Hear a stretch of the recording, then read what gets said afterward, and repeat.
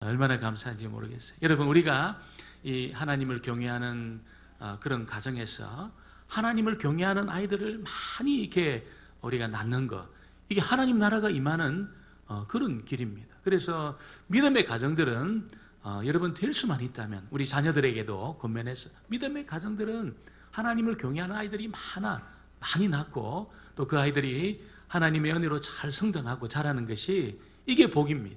이게 복입니다. 여러분, 우리가 오늘 읽은 이 말씀에 보면 여러분, 이 말씀은 이 자녀들을 어떻게 가르칠 거냐, 자녀들을 신앙으로 어떻게 가르칠 거냐, 이것에 관해서 어떻게 보면 최초의 이 말씀이 기록되어 있는 그런 대목입니다. 오늘 이 말씀을 잘 읽어보면 오늘 첫 번째로 하나님이 이 다음 세대에 대해서 굉장한 관심을 가지고 있다는 것을 우리에게 알려주고 있습니다. 그래서 여러분, 이 당대 이 출애굽을 경험하고 광야에서 구원을 경험했던 여러분, 이 당대의 사람만 믿음의 사람이 되는 것이 아니고 가나안 땅에 들어갔어도 여러분 그들의 손자가, 그들의 다음 세대가, 여러분 그 다음 세대의 그 다음 세대 계속해서 천대까지 하나님을 경외하는 그런 사람이 여러분 나오도록 계속 하나님 말씀을 가르쳐라, 하나님의 말씀을 계속해서 가르쳐라, 그렇게 하나님이 도전을 하고 있습니다.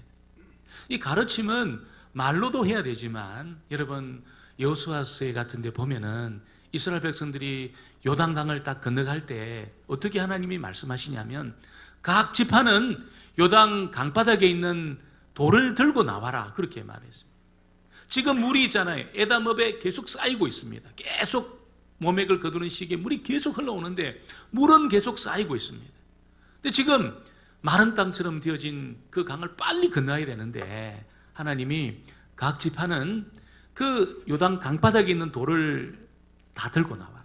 그래서 강바닥에 돌을 들고 나와가지고 길갈에다가 그 돌을 이렇게 쌓았어요. 돌 무더기를 이렇게 쌓았어요. 그것이 무엇이냐면 하나님이 이것이 기념물이다, 그렇게 말했어요. 무슨 기념물입니까?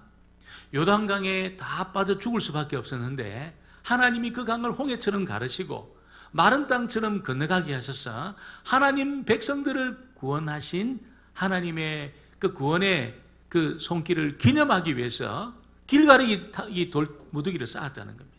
그래서 그 돌 무더기를 보고 아이들이 물을 때 꼭 그 이야기를 해주라는 거예요. 이거 하나님의 큰 손으로 그 요단 강물에 빠져 죽지 않도록 하나님 백성들을 구원하신 하나님의 기적을 기념해서 하나님의 사랑과 손길을 기념해서 이 돌 무더기를 쌓았다, 그렇게 가르치라고 하나님이 말씀을 하셨습니다. 여러분, 그래서 하나님 백성들에게 이 구원의 그 신앙, 하나님이 구원하시는 그 구원의 신앙이 계속해서 다음 세대로 또 다음 세대로 이어지도록 하나님이 원하셨다는 것입니다. 하루는 예수님이 수만 명의 사람들이 모여있는 곳에 말씀을 가르치는데 어떤 이 부모님이 우리 애가 예수님의 이 안수를 받고 좀 복을 받는 그런 시간을 가지면 좋겠다, 애를 데려왔어요. 그러니까 그때 여러분 너무너무 많은 사람들이 예수님을 따르고 예수님의 인기가 절정에 달했습니다. 그럼 제자들이 그 애들 왜 데려오냐고, 지금 그 애들 이렇게 바쁜데 선생님 데려오지 말라고, 애들 저로 가라고 이렇게 막 야단을 해서 애들을 쫓아내는 그 장면을 예수님이 목격을 했어요. 그때 예수님 뭐라고 말씀하셨습니까? 제자들을 책망하면서 아이들이 나에게 오는 것을 금하지 마라. 애들이 여러분 막 그냥 시끄럽기도 하고 막 아이들이 막 고집도 피우고 여러분 아이들이 말도 잘 안 듣고 그런 것처럼 보여도 예수님은 우리 아이들을 너무너무 사랑하는 줄 믿습니다.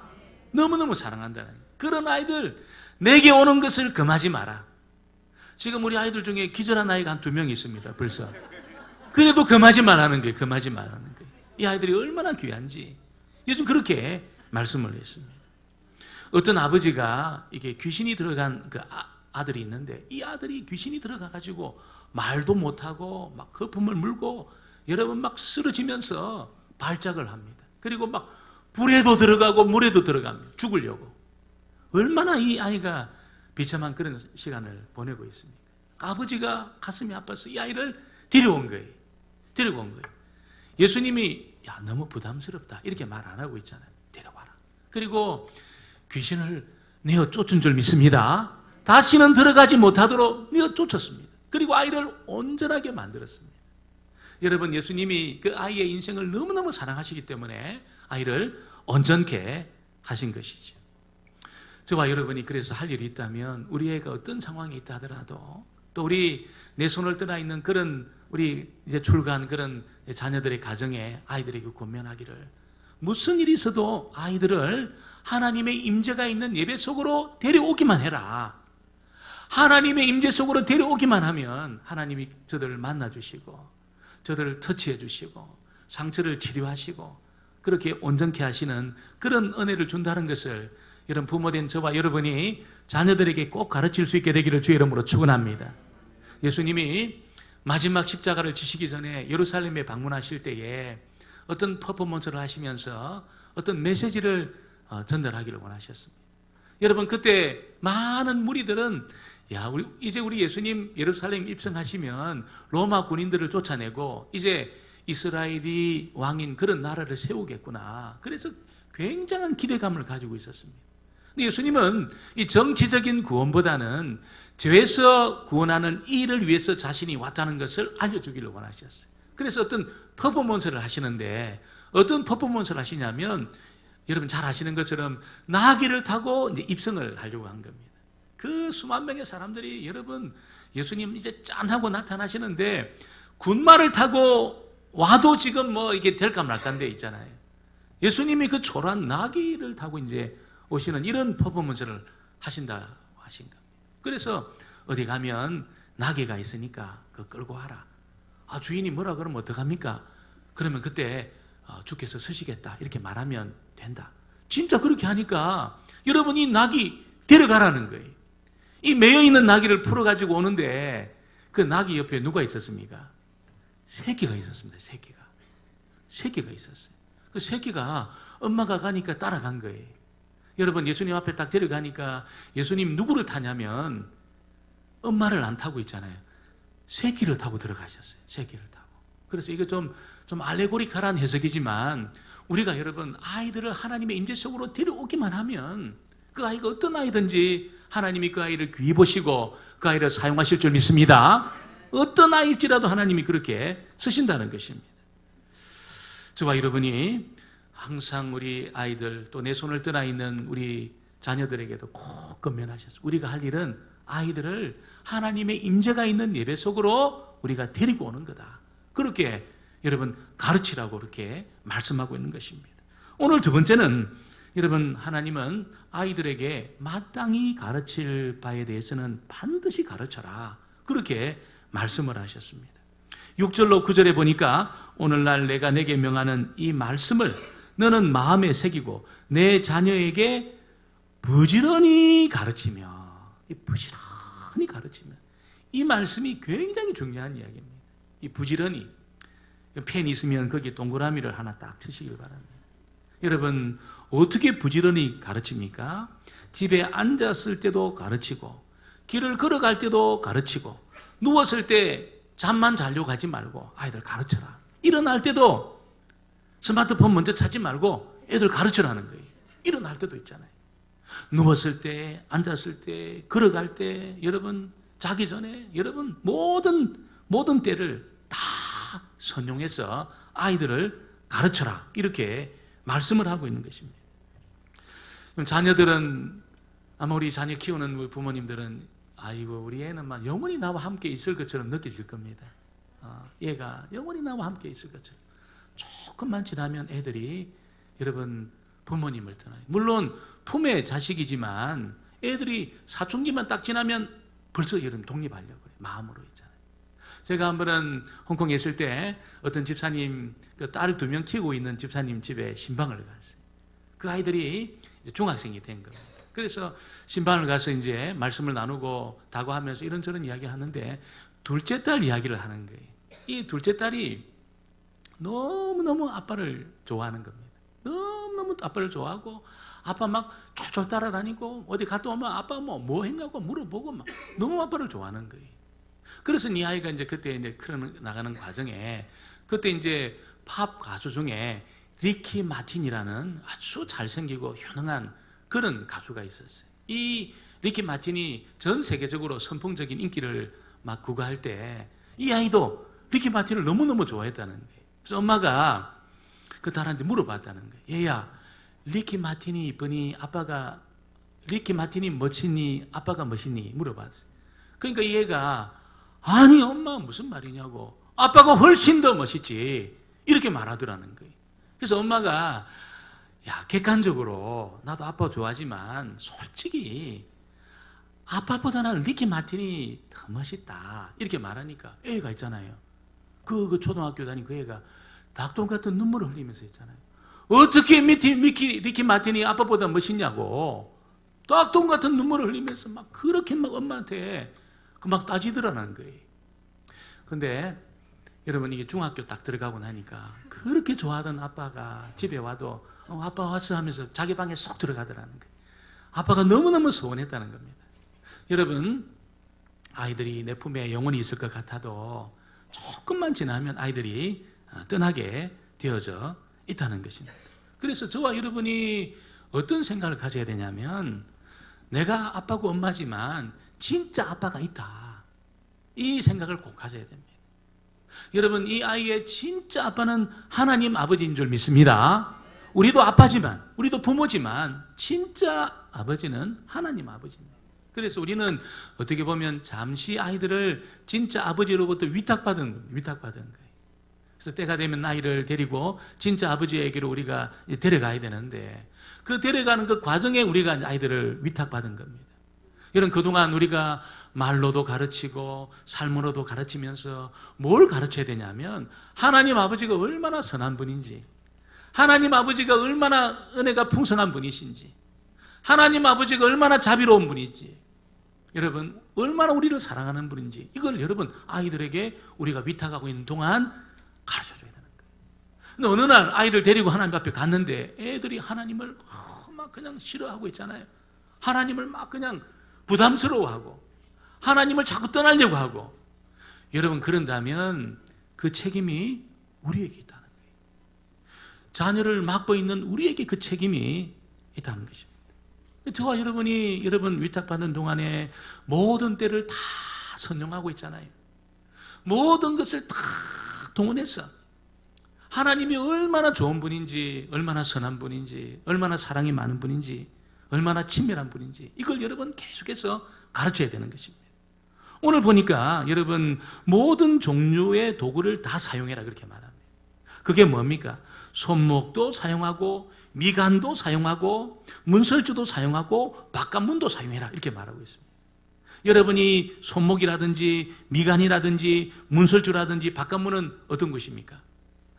이게 드러나 있는, 항상 보이는 곳입니다. 다 밖에 있는 항상 보이는 곳, 그런 거 비워두지 말고 다 선용해라, 그렇게 말씀하고 있습니다. 그래서 여러분, 냉장고 문을 항상 여는 그런 아이들 있잖아요. 그 아이들 눈높이에다가 어떤 말씀을 붙여놔야 될까요? 학교 갔다 오면 냉장고 문부터 딱 여는 아이들 눈에 보이도록, 사람이 떡으로만 사는 것이 아니고 하나님 입에서 나오는 말씀으로 산다, 이걸 이렇게 딱 붙여놓으시기 바랍니다. 여러분, 화장실에 아이들이 갔는데 아이들이 앉았을 때 그 눈높이에 어떤 말씀을 붙여놔야 될까요? 저는 시편 29편 11절 말씀이 딱 맞다고 생각해요. 시편 29편 11절은 여호와께서 자기 백성에게 힘 주시며 여호와께서 자기 백성에 평강의 복을 주시리로다. 뭘 생각하는지는 모르겠지만 그 말씀을 붙여놔야 된다 생각이 듭니다. 이것이 왜 그러냐면, 이렇게 자주 보는 거 있잖아요. 늘 보는 것에 영향을 받게 돼 있어요. 우리나라 영국에서 24살, 25살 요 나이 때 여러분 우리나라 선교하려고 그 젊은 토마스 선교사가 여러분 그 번역한 성경을 가지고 대동강변에 내렸어요. 그러니까 그때 조선시대 아닙니까? 군졸들이 잡아가지고 이거 야수교를 전하는 거다 해가지고 목을 쳐가지고 죽여버립니다. 이 토마스 선교사를 목을 쳐가지고 죽여버려요. 그냥 땅을 밟고 죽습니다.